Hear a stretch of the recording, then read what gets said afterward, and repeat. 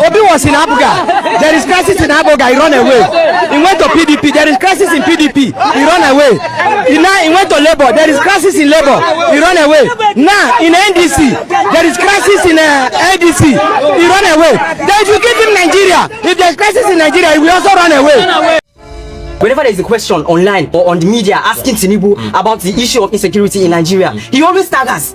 He doesn't have an answer prepared for us. He doesn't have a plan for us. He's not. The way you're saying this thing, but it's as if he's actually doing something. If you're doing something, then there should be results. The president of the nation was called and asked about what he's doing about the insecurity in Nigeria. He was telling us about prophecies from the Bible. What is the correlation? What is important going forward now is to take a cue. Now we have people arrested. These people must immediately be paraded, prosecuted, and laid low. Take his course. Delaying prosecution will create another impression that something is amiss. I therefore call on the prosecutorial authorities to please, as a matter of urgency, let them prosecute, let them parade, let them show an example to these people. Secondly, it is clear that this abduction has nothing to do with religion. It has everything to do with money, commerce. It has everything to do with business. If hunger doesn't kill you, bandits will kill you. If the soldiers doesn't kill you, police will kill you. Police brutality, extrajudicial killings here and there.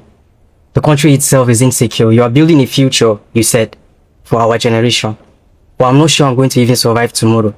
I'm not sure I'm going to survive today. I'm not sure, okay, as I'm sleeping this night, bandits will not attack. You don't feel safe in the country. And safety is the #1 welfare. Safety and food are the #1 top welfares of citizens in the country. My second question is, if a government acknowledges major problems like security and economic instability, but citizens feel little improvement, how should competence be evaluated? And my third question, should citizens judge leadership based on intention or based on outcomes? He promised to fix electricity in his 4 years. This is his 3rd year. Elections are fast approaching. But instead, when you entered office, you fixed solar in Aso Rock. It doesn't correlate now. It doesn't correlate. It doesn't tally. And to my last question, what defines leadership competence in a country where major national problems remain persistent despite repeated policy interventions? Because we mentioned this countlessly during our debates about policy interventions. And to my last and closing remark of what I have to say today is that at the heart of this debate that we had is not just governance, it is the belief of a people in their own power. You see many of una wey dey this internet where they watch me right now. Your children are going to hate you. Good morning, trenches. Please share this video as wide as you can. Save somebody's tomorrow. As I dey do my morning work, now Holy Spirit led it in my heart to come and tell you people that this new week, you need to be a supporter of Peter Obi. You just need to, not just because of you, but because of your children. Because trust me, you will never be able to explain to them that you just tried over transformation. You just try over teamwork, over triumph. You can never explain to them that you chose your personal gain over national growth. They're gonna hate you. How will you explain to them that you chose religion over reform, over revolution, over reconstruction, over results? How you want to tell them that you chose political party over progress? No, you will never be able to explain to them that you chose any candidate that is not Peter Obi.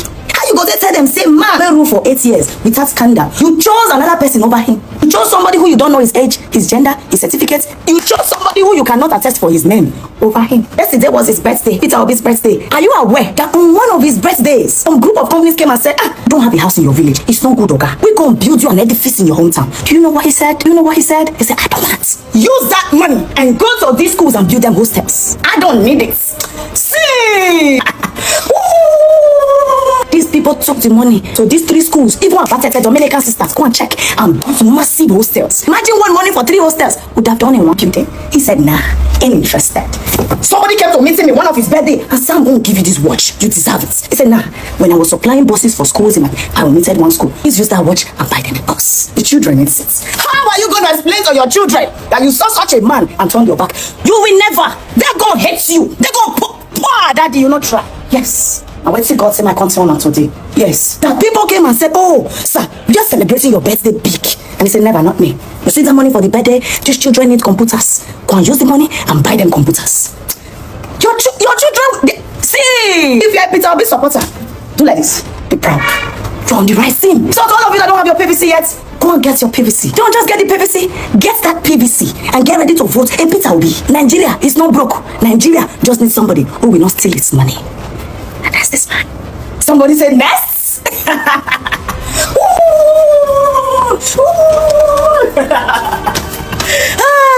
Thank you very much for listening.